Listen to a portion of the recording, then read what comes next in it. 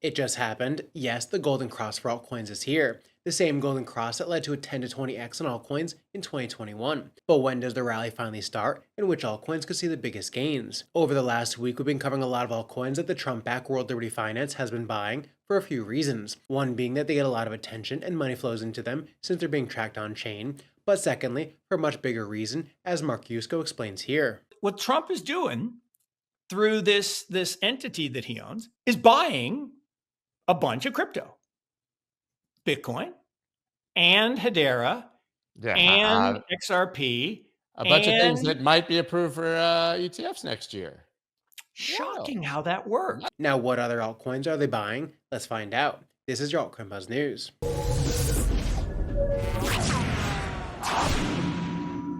Hey, what's up everyone? My name is Cody, and if you're new here, make sure to like, subscribe, and turn on notifications to know when we drop latest content. Follow us on Twitter, Altcoin Buzz.io, and as always, not financial advice, and wish the best of luck in your crypto ventures. Alright guys, happy Monday. We have managed to hold above $95,000 for now. We had this sell-off last Friday, where we went down to 92,000. Was a bit scary. We bounced back. We came up to around 99,000, and then we sold off again. And now we're starting to make a bit of a higher low here. If this holds on New York Open, that is the major question. If this does hold, I would like to see us then, come back up maybe over Christmas, because no one's going to be paying attention. They'll shoot it up around Christmas back to around $100,000. And if we can hold above this line here, if we can retest this line, then all bets are on. We can go back up towards new all-time highs if we can hold above $101,000 here. If we just break into this and then come back down, well, then we're not looking so good. We might just set a range like this for the next couple weeks. We may just go back and forth between these levels over the course of the next couple weeks, maybe until Trump's inauguration. Just giving you a couple different scenarios. But overall, things are very bullish. We just have to kind of wait as year end. A lot of people are selling for taxes, things like that. So we just kind of we have to be patient. We have to buy more dips, and we have to buy more altcoins in the meantime while they're cheap. So first of all, El Salvador's government is ramping up its Bitcoin accumulation. Over the past week, El Salvador purchased 29 Bitcoin for $2.84 million, bringing their total holdings to just about 5,995 Bitcoin, or $562 million. They're buying a bunch of more Bitcoin, just like MicroStrategy all the time. Then we have the new rate cut means more global liquidity, according to Crypto Rover, and that does mean more liquidity, which is crazy because the Fed announced a rate cut and then the market's tanked like crazy. But it's because of potentially only 2 rate cuts next year, which is a little more hawkish than we were expecting. But we are getting more rate cuts, which is good for global liquidity and good for Bitcoin. So he shares this chart saying 2016, 2020, and 2024. Every time we have these rate cuts, more global liquidity is injected into the system and Bitcoin goes up. He also shared this, which is Bitcoin always gains the most strength after Christmas. Next week is going to be huge. So this is Christmas, the line. This is the line for Christmas. So this is 2012, 2016, 2020, and then 2024. So after Christmas, Bitcoin always seems to do, exponential moves. This is kind of like the area where we go into the new year, the year after the halving, and then Bitcoin does insane moves. And I don't expect anything less than 2025 to do the same. So that is, it's going to be fun. Then we also have the Vanex CEO says he owns way over 30% of his portfolio in Bitcoin. So let me play this for you. This is a Vanex CEO, $118 billion CEO. I think the toughest allocation question I have, and I know a lot of individuals think about this as well, is why should I be selling Bitcoin? If I believe the super bull case, why am I constantly selling into this bull market? I mean, we just came out with research that talked about a price close to $3 million a coin in the scenario where it's adopted as a reserve asset globally. Now that's very speculative, and that would be extreme adoption, but that's where professional investors like us in our day jobs say, oh no, you've got to do mean variance optimization, you can't hold too much. And everyone I meet at Bitcoin conferences owns way more in their own portfolio. And I always say, wait a minute, I always want to tell people what I'm doing personally because they should know, right? Well, what are you doing personally? I'm like way over 30%. Okay. Then also Ash Crypto shares this. The altcoin market cap golden cross has happened this month. In the 2020 and 2021 cycle, mid caps and small caps pumped 10 to 20x after the golden cross. The biggest alt season is coming in 2025. So he shares this, which is the crypto total market cap excluding the top 10. So it's large, mid caps and small caps. So for the SMA 20 and the SMA 9 on the monthly charts, you can see here every time we've pumped through this golden cross here, the altcoin season has taken off. So this is where we're expecting altcoins to now take off for the next couple of months, especially in Q1 and Q2 of 2025, especially as Trump takes office and things become a lot more bullish. Then for altcoins that Trump and whales are buying, first off is Chainlink, and Look on Chain says, we noticed 9 fresh wallets that withdrew 362,000 link or $8.19 million from Binance in the last 24 hours. And then Alley Charts wrote, whales bought over $44 million in Chainlink during the recent dip. And then Look on Chain says this other whale withdrew another 65,000 link or $1.81 million from Binance. And in the past 4 days, this whale has withdrawn almost 600,000 link for $17.31 million from Binance. So whales are buying a lot of Chainlink, and Chainlink is the top Oracle provider. You can see here it secures 407 protocols and has $35 billion in total value staked. And the next one after that is at $9 billion, and that's Chronicle. And then the next one after that is Pyth, which is a Solana version at $6 billion. So Chainlink is the biggest Oracle provider for sure, and they're taking in the most volume. And they're also one of the coins that World Liberty Finance, the Trump-backed DeFi project, is buying.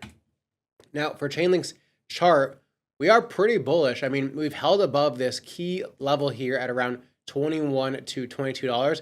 We've held above this. I'd like to see it consolidate here for the next couple days or so, maybe till the end of the year. I don't expect very much to happen in terms of like prices over the next 2 days till Christmas.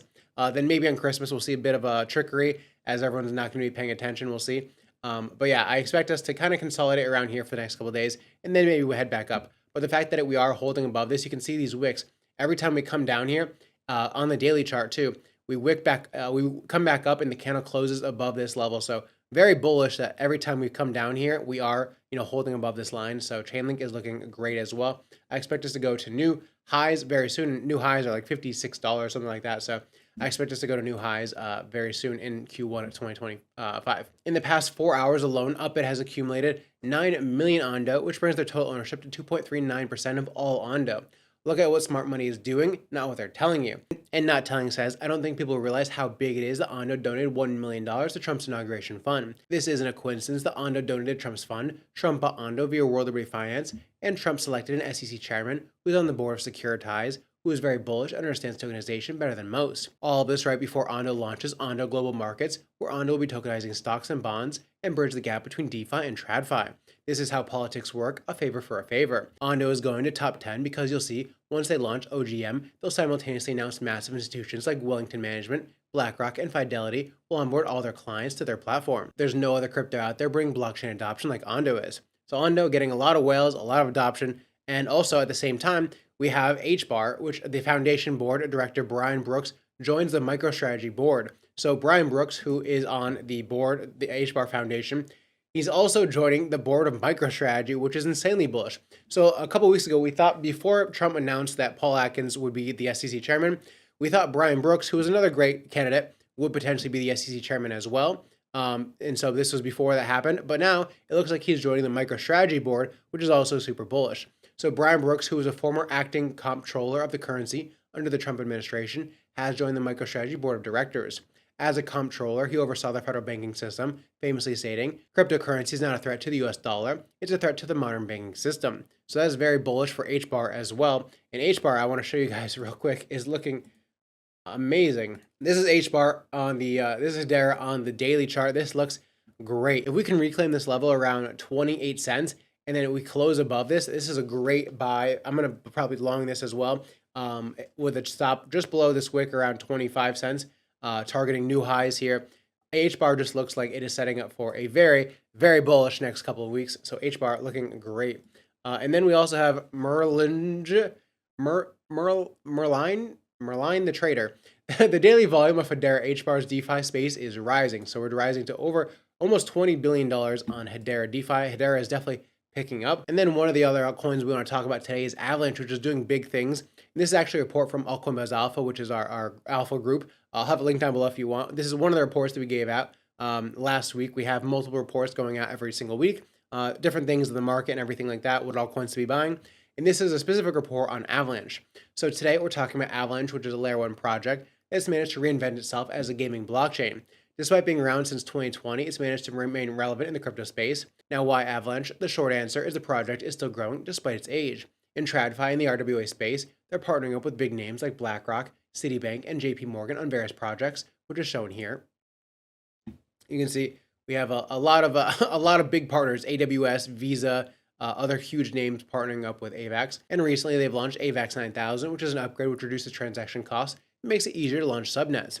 Furthermore, Avalanche has their Blizzard Fund, a $200 million venture capital fund, which actively supports Avalanche ecosystem growth since late 2021. As of today, their portfolio comprises of 90 plus projects. So you can see they are supporting a lot of projects on Avalanche as well. And then for opportunities on Avalanche, we have airdrops and rewards.